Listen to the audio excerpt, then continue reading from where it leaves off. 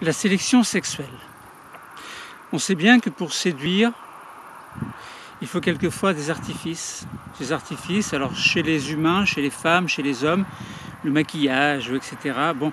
Mais si on prend l'exemple des hirondelles, des cygnes, des dindons, des gorilles, des gibbons, du paon, eh bien, il en est tout autrement. Certains caractères, essentiellement des caractères secondaires, donc caractères secondaires qui s'opposent à ce que l'on voit correspondant au caractère sexuel primaire, caractères secondaires donc sont quelquefois bien variables concernant le mode de sélection, de sélection sexuelle, on va dire. La femelle, chez les animaux, souvent elle choisit celui qui est le plus beau, le plus fort. Bon, elle prend rarement celui qui est le plus moche, le moins fort. Bon, contrairement aux humains qui, eux, chez qui les critères, chez lesquels les critères sont relativement variables. Et bon, peut-être qu'ils s'apparentent un petit peu à ce que propose le monde animal, mais il y a quand même des différences. Bon, on va voir. En tout cas, on va essayer de comprendre, pas de manière exhaustive, évidemment, mais certains caractères sexuels donc possédés par les mâles peuvent constituer alors un avantage, question séduction par rapport aux femelles, mais quelquefois ça peut être dangereux parce que les mâles qui ont trop d'attributs sexuels qui vont permettre de séduire la femelle, eh bien ça peut correspondre quelquefois au fait qu'un prédateur va le manger plus rapidement et de manière beaucoup plus facile, en tout cas que la femelle qui, elle, va pouvoir peut-être se sauver beaucoup plus vite. Alors, pourquoi je pense au paon, le paon qui arbore une grande roue par rapport à la femelle. Alors, évidemment, maintenant, on voit des paons dans les régions, dans les zoos, je veux dire. Bon, maintenant, est-ce que dans la nature, est-ce qu'il y a encore des grands paons? C'est une question à poser. À l'état sauvage, je veux dire. Maintenant, ce que je vous dis, c'est symbolique. On va essayer de comprendre sélection sexuelle chez l'hirondelle, des cheminées. On va essayer de montrer, de voir comment expliquer la différence et la persistance au sein d'une espèce de ces caractères sexuels secondaires un petit peu exubérants quelquefois, mais quelquefois non. Bon, on va voir que dans le cas de l'hirondelle, c'est tout à fait raisonnable. Alors, chez les hirondelles, donc les hirondelles des cheminées, ce que l'on voit chez nous en Normandie régulièrement, bon, il y a des oiseaux qui sont des migrateurs que l'on appelle Hirundo rustica. Hirundo, donc c'est le genre et rustica, c'est l'espèce. Alors, il existe des sous-espèces, hein, évidemment. Là, par exemple, on parle de manière générale de Hirundo rustica, qui est notre hirondelle des cheminées. Elle entame une mue à l'automne et en hiver, et cette mue se termine évidemment à la fin de l'hiver, de telle sorte qu'au début du printemps, eh bien, certains mâles arborent des plumes de chaque côté de leur queue, en fait, des plumes très grandes, enfin relativement grandes en tout cas, mais en tout cas beaucoup plus grandes que les autres. Et ces plumes qui bordent la queue s'appellent des filets. Donc il y a des filets plus ou moins grands chez les mâles. Alors, des scientifiques ont étudié l'impact de la longueur de ces filets sur 3 paramètres qu'ils ont jugés relativement importants. Il s'agissait, donc le premier paramètre, donc, de voir le temps nécessaire à la constitution des couples. Alors sachant que, entre parenthèses, les couples qui ont un certain âge sont relativement fidèles. Bon, normalement ils sont fidèles, mais lorsqu'il y a des migrations, lorsqu'ils partent, alors je ne sais pas trop s'ils partent ensemble, mais en tout cas ils reviennent, les mâles reviennent en premier. Et quelquefois les mâles commencent à construire le nid et la femelle arrive ensuite. Alors voilà, déjà aux questions distance, sachant qu'ils vont très très loin au niveau de la migration, on peut se poser la question comment est-ce qu'ils peuvent retrouver l'endroit exact après avoir fait des milliers de kilomètres. Ça c'est une question à part. Bon, en tout cas, là on parle du temps nécessaire à la constitution des couples. Là, on va voir des graphiques qui vont nous donner les résultats. Le nombre des naissances, donc quelle est l'influence de la longueur des filets sur le nombre de naissances. Et puis ensuite la longueur naturelle de la queue l'année suivante, sachant que les mâles après avoir mué à nouveau en automne et puis tout au long de l'hiver, eh bien, ils vont reconstituer une queue et on va voir si la queue va reprendre la même grandeur ou pas. Alors on compare bien sûr par rapport à un groupe témoin toujours. Donc on va avoir 3 graphes, puisqu'il y a 3 expériences qui sont faites sur 3 paramètres différents. Alors à chaque saison, la longueur des filets varie en fonction de la croissance de l'oiseau. La croissance par exemple du petit oisillon, qui devient une espèce de poussin en fait, qui va devenir adulte. Donc ça dépend également des ressources alimentaires et de son état général de santé. Donc là on imagine bien que un mâle hirundo rustica en pleine santé, qui est vaillant et tout, qui mange bien, on imagine très bien que les filets seront assez grands et que les autres qui ont du mal, etc., peut-être que les filets seront plus petits. Bon. Alors, donc les filets très longs vont permettre un accès, alors on verra, on va analyser les graphes après, mais on peut dire que déjà les filets qui sont très longs vont permettre un accès plus facile à la reproduction. Et on verra que cette forte activité reproductrice donc, qui se fera en parallèle par rapport à ceux qui auront des filets plus petits, auront moins de petits. Donc cette activité reproductrice dans le sens avoir des petits, avoir un certain nombre de petits relativement importants, eh bien, donc ils peuvent aller jusqu'à 8 par exemple, 8, 10 éventuellement. Eh bien, tout cela a un coût. Parce que ça veut dire que l'année d'après, peut-être que le mâle ne sera pas aussi performant. Bon, on va voir. Alors, donc arborer des caractères sexuels secondaires particuliers peut avoir un coût de manière négative, éventuellement. Concernant l'hirondelle, on va voir. Première expérience, le nombre de jours en fonction du fait que, on a un témoin, que le filet est raccourci ou que le filet est allongé. Alors, concernant le témoin, on a pris un témoin et on n'a rien fait. On n'a ni coupé le filet et on ne l'a pas allongé non plus. Alors pour allonger un filet, il y a des astuces, des petites méthodes pour faire croire à la femelle en fait que le filet est plus grand. Il suffit de rajouter une plume synthétique ou pas. D'ailleurs, ça peut être une vraie plume trouvée chez un animal mort, par exemple. Et on s'amuse, ils se sont amusés. Donc ils ont regardé l'attente d'appariement en jours en fonction de la longueur des filets. Chez les témoins, ça correspondait à peu près entre 6, 7 et 8 jours. Voilà. Ça veut dire que les couples ne sont pas formés et ils se forment au bout de 6 jours et demi, 7 jours à peu près. Lorsque la queue est raccourcie, c'est seulement au bout de 12 jours. 12 jours. Et lorsque la queue est allongée, l'attente est de 2 jours seulement. Là, il est clair que si on analyse le graphe, par rapport au témoin où une queue normale, donc de grandeur normale, il faut 6 jours et demi, eh bien on voit bien que si on raccourcit la queue, eh bien l'appariement ne se fait pas facilement par rapport à une queue qui est allongée, où l'appariement se fait en 2 jours. Donc 2 jours contre 12 jours, je pense qu'il n'y a pas photo. Les femelles sont bien, l'appariement, l'accouplement dépend bien de la longueur des filets. Ça, c'est pratiquement une évidence. Maintenant, concernant le nombre de naissances, alors là, c'est un petit peu bizarre. Sur un témoin, donc on n'a pas coupé les filets, on a laissé, et il faut, il y a à peu près 5 naissances. Donc 5 œufs, 5 naissances. Donc ça veut dire que l'accouplement a été efficace, la fécondation a bien eu lieu, et donc 5 petits sont nés. Si on raccourcit la queue, le filet en tout cas, eh bien il y a 3 petits en moyenne. Et si on l'allonge, il y a 8 petits. Donc ça veut dire que l'efficacité de l'accouplement, en tout cas, et grâce à la longueur des filets, non seulement la femelle est très séduite, mais en plus cela joue sur quelque chose qui étrangement, donc c'est bizarre, moi je trouve que c'est bizarre de se dire que juste la longueur d'une plume peut faire en sorte qu'on a plus de petits ou moins de petits. Pourtant c'est qu'un caractère sexuel secondaire. Mais ça révèle en fait une certaine force, une certaine puissance du mâle, en fait, que plus la queue est longue, plus le mâle sera vigoureux et plus les chances d'avoir un nombre de petits important est importante.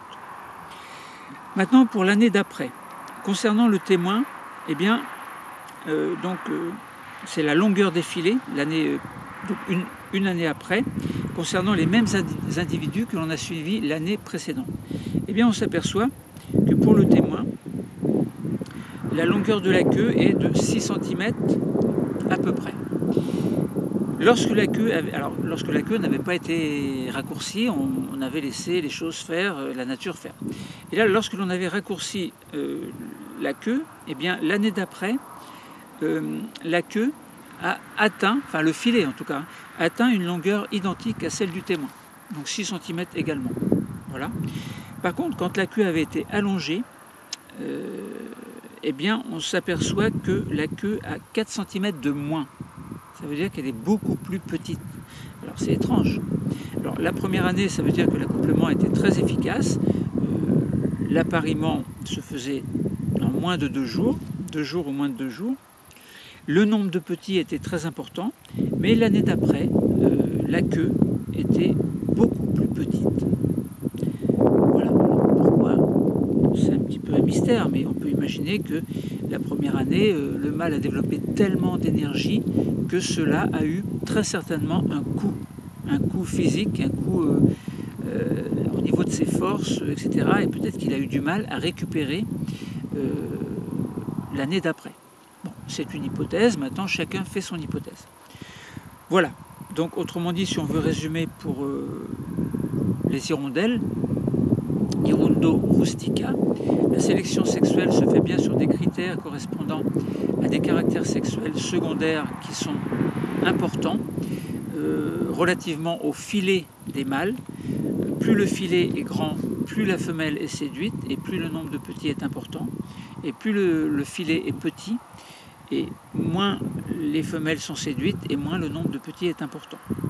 Donc on aurait peut-être tendance génétiquement, entre guillemets, la tendance génétique serait celle de, puisque les petits vont hériter des caractères sexuels des parents,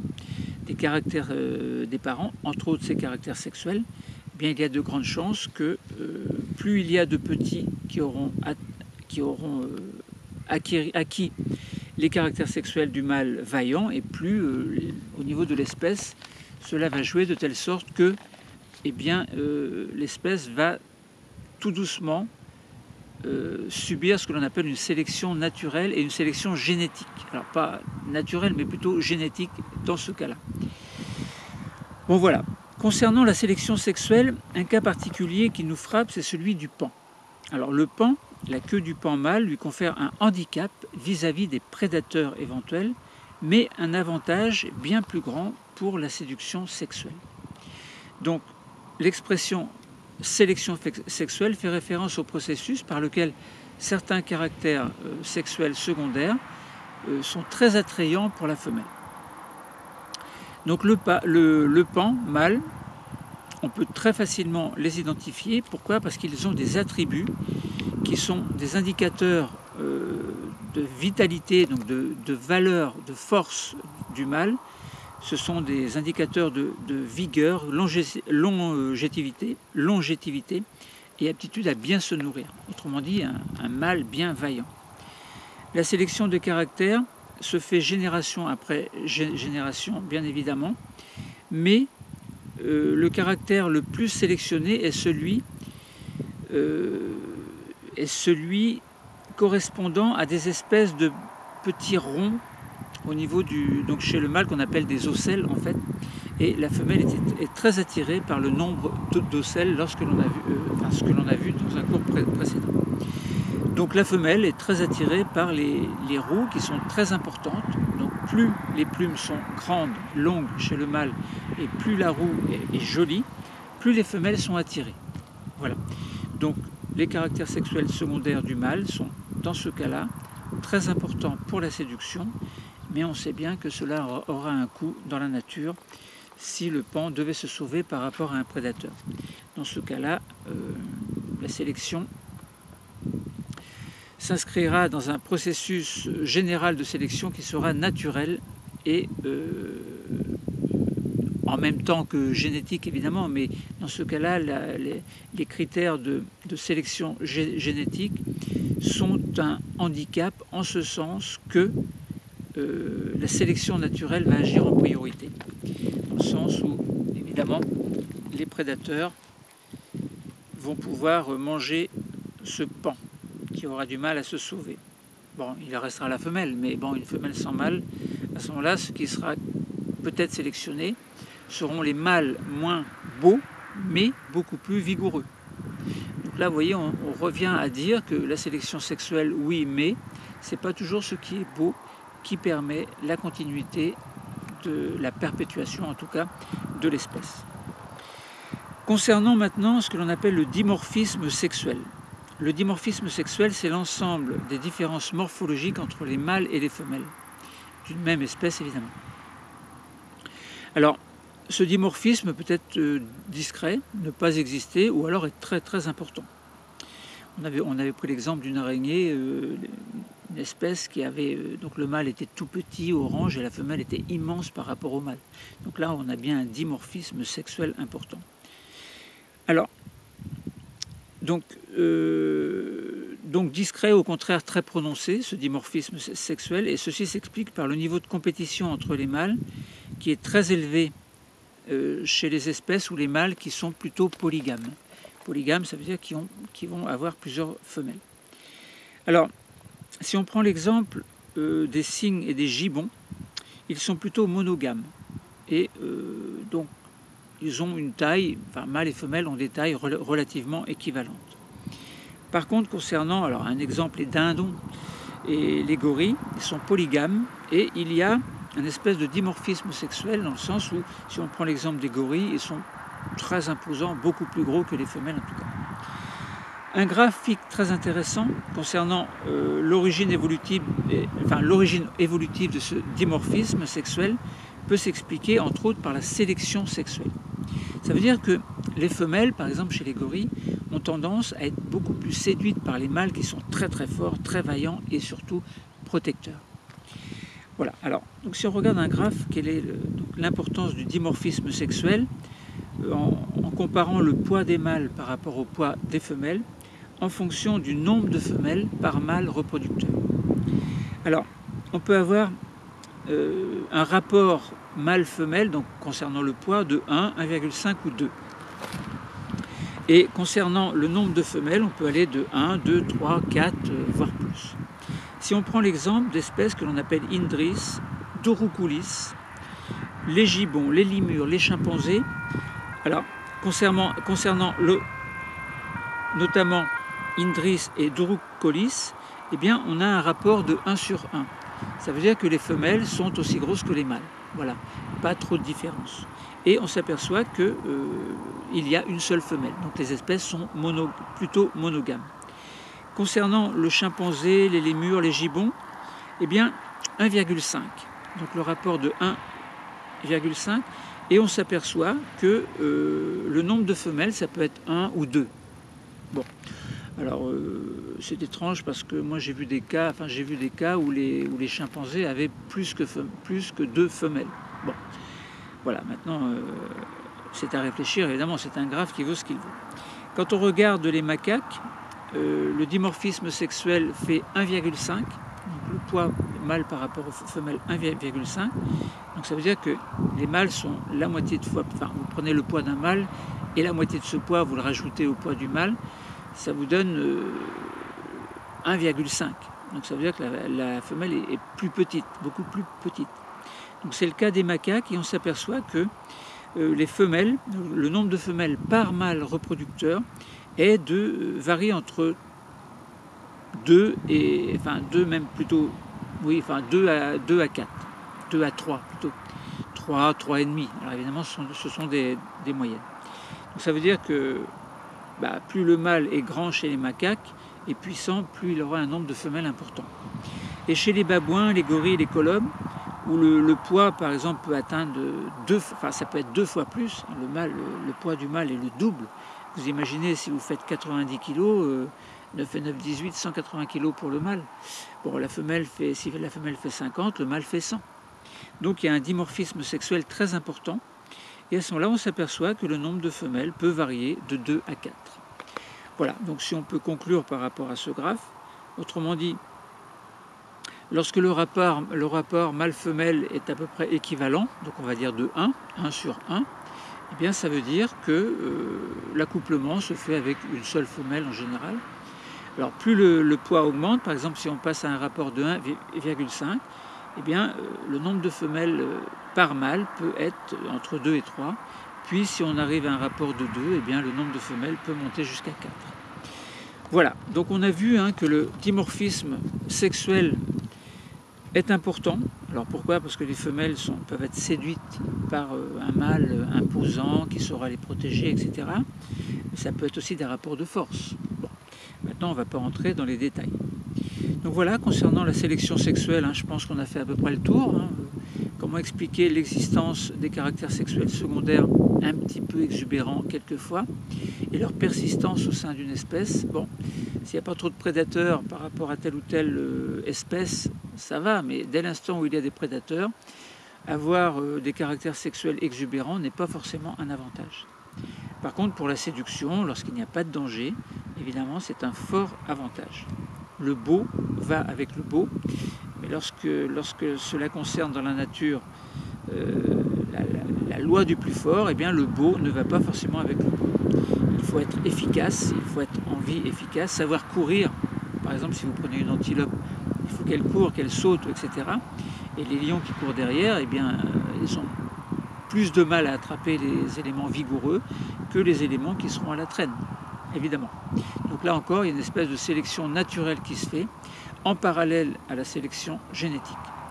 La loi du plus fort existe, la loi de la séduction existe également, la sélection naturelle existe bien évidemment, que ce soit chez n'importe quelle espèce. Voilà, donc le cours est terminé. Merci.